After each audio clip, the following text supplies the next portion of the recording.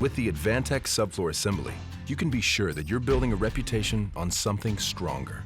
And the best builders, well, they may always stand apart, but they never stand alone. So ask yourself, are you bringing your A game?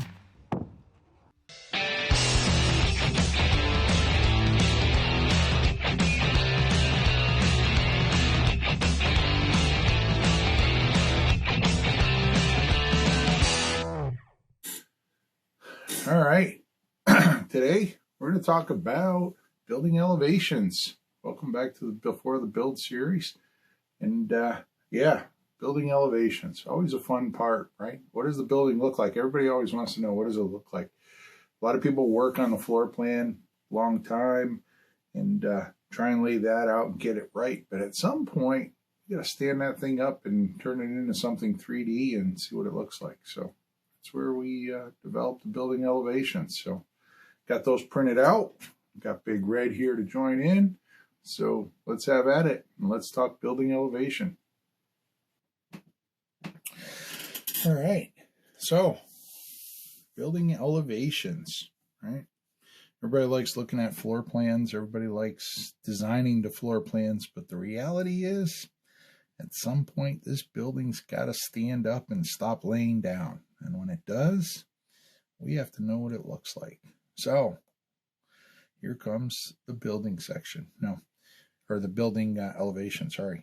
Now, the beauty of building elevations, and these are more, let's call them design development, not the construction set. I took one of the earlier sets that we used in development. So you can see here, there's a bunch of things happening. We have foundations outlined on the details. We have, obviously, this nice dark line is what we're assuming the ground looks like at each one of those elevations, right? Back here, it's pretty shallow. Down here, steps in a bunch of different places, depending on where we are in the building. But you also get to start to outline the different forms of the building, right? And you have these piers here.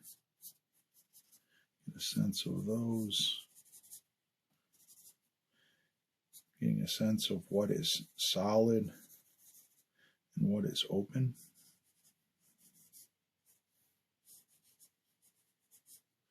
Right under there, the line of the building here. And if you remember in that first video there where we talked about the Parti, right? The Parti is nothing more than the big idea. And we talked about how the building wanted to dissolve as it moved off of the hill so that we have that solid piece of basement here. And then it became airy. And then the last part of it basically goes out and becomes really airy before it meets the sky. So we stayed true to our big idea. But now we're looking at these forms, these roof lines. We talked about that in the roof plan. This one here, we developed that as a flat roof. And the reason we developed that as a flat roof, because it really made this sloped roof feel a little more prominent, right? If this was a flat roof back here, or if this was a slightly sloped roof, we wouldn't have that minor controversy between these two where you actually see the slope grow here and there. So you really identify that as that low sloped roof. But anyways, the elevation helps us break down those forms, and then those forms get further broken down in proportion to the windows. And the windows relate obviously to the spaces inside, depending on what you want to do. This one here has a much higher windowsill because we knew there was going to be a desk and a little office space there. This is a window to the bedroom that needs to be an egress window.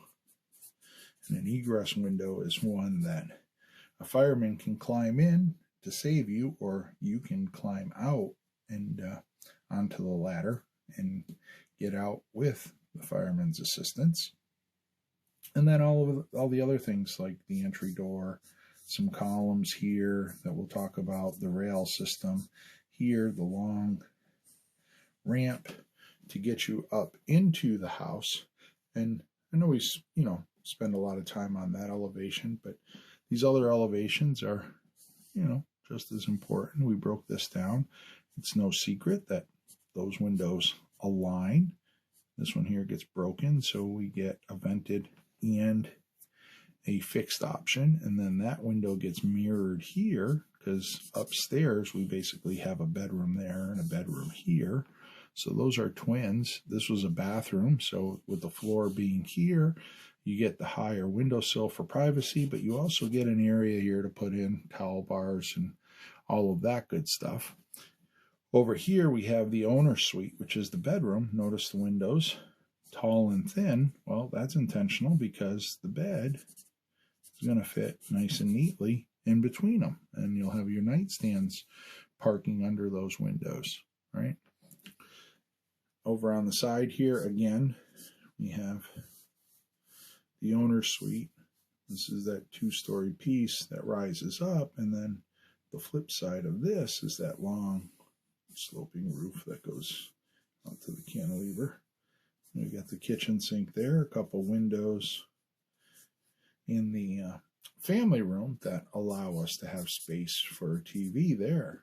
So, but after we get all these windows situated, then we start looking at, well, what kind of materials are we going to use? Well, these nice long lines of these roofs, we did a horizontal siding, and we did a 10-inch boral true exterior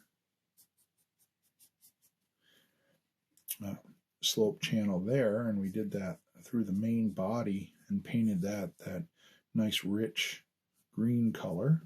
And then in this form here, we did that vertical kind of very dark charcoal.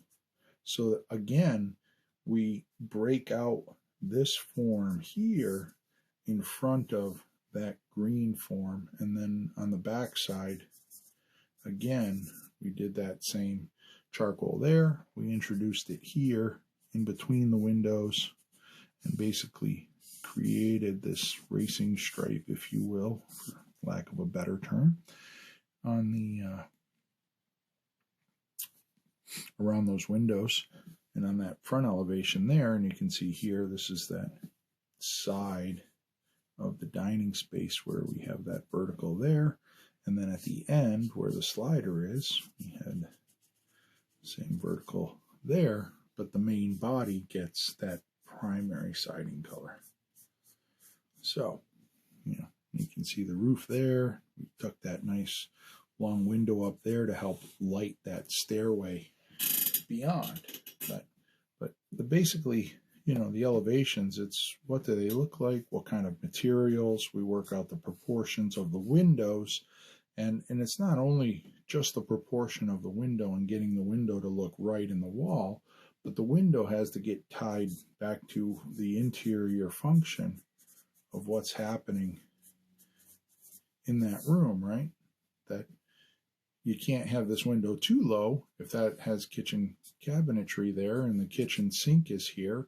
And not only that, but this is an operable window against the fixed window. We don't want the operable window in front of the kitchen sink, because when you go to operate the window and turn it in, it's going to have a conflict with the gooseneck faucet of the kitchen sink.